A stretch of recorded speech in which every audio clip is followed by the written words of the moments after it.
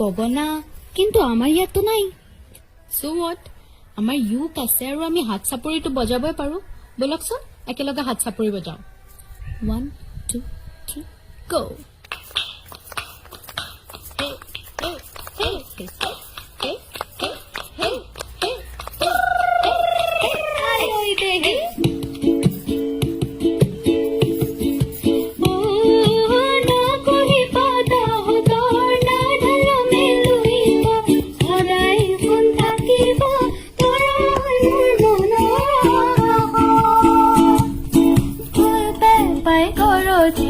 অসমৰ চুকে কোণে তুমি কাষত নাথাকিলে মনে কিবা কৰে।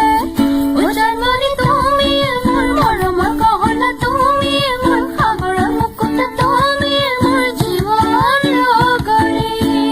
উজানমণি তুমি মোৰ প্ৰাণৰে পুতলা, তুমি